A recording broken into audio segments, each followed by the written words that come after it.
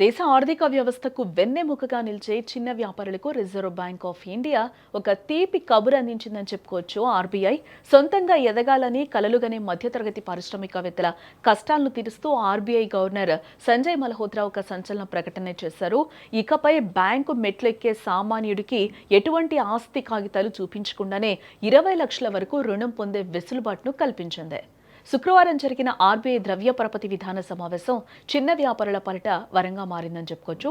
సాధారణంగా చిన్న వ్యాపారం చేసేవారు తమ బిజినెస్ ను విస్తరించుకోవాలంటే పెట్టుబడి కోసం బ్యాంకుల చుట్టూ తిరగాల్సి వచ్చేది. కానీ పూచీకత్తు లేదా షూరిటీ లేని కారణంగా బ్యాంకులు రుణాలు ఇచ్చేందుకు వెనకడుగు వేసేవి.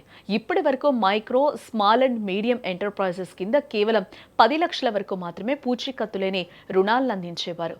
కానీ మారుతున్న కాలం, పెరుగుతున్న అవసరాలను దృష్టిలో ఉంచుకొని ఆర్బీఐ ఈ పరిమితిని ఏకంగా రెట్టింపు చేసింది. అంటే ఇకపై ఎటువంటి సెక్యూరిటీ లేకుండానే వ్యాపారులు 20 లక్షల వరకు లోన్ పొందొచ్చన్నమాట. ఏ నిర్ణయం ఎప్పటి నుంచి అమల్లోకి వస్తుంది అని ఎదురు చూస్తున్న వారికి గవర్నర్ ఒక క్లారిటీని అయితే ఇవ్వడం జరిగింది. 2026 ఏప్రిల్ 1 నుంచి ఈ కొత్త నిబంధనలు అమలు కానున్నాయి. కొత్తగా లోన్ కోసం దరఖాస్తు చేసుకునే వారికే కాకుండా పాత అప్పులను సక్రమంగా చెల్లించి రెన్యువల్ చేసుకునే వారికి కూడా 20 లక్షల వెసులుబాటు వర్తిస్తుంది. ముఖ్యంగా స్టార్టప్ కంపెనీలు పెట్టాలనుకునే యువతకు, గ్రామీణ ప్రాంతాల్లో చిన్న పరిశ్రమలు నడిపే వారికి ఇది గొప్ప ఊరటనిచ్చే అంశం.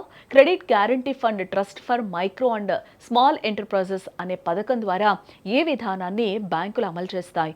ఇటీవల కేంద్ర ప్రభుత్వం కూడా పీఎం ముద్ర యోజన కింద ఇచ్చే రుణ పరిమితిని 20 లక్షలకు పెంచిన సంగతి తెలిసిందే. దానికి అనుగుణంగానే ఇప్పుడు ఆర్బీఐ కూడా తన నిబంధనలను సవరించిందని చెప్పుకోవచ్చు. అసలు ఈ కొలాటరల్ ఫ్రీ లోన్ అంటే ఏంటి అనే సందేహం చాలా మందికి రావచ్చు. దీన్నే తెలుగులో పూచీకత్తు లేని రుణం అంటారు. సాధారణంగా లోన్ కావాలంటే ఇల్లు లేదా స్థలం వంటి ఆస్తులను బ్యాంక్ వద్ద తాకట్టు పెట్టాలి. కానీ ఈ పథకం కింద ఎటువంటి ఆస్తులను తనఖా పెట్టాల్సిన అవసరం ఉండదు.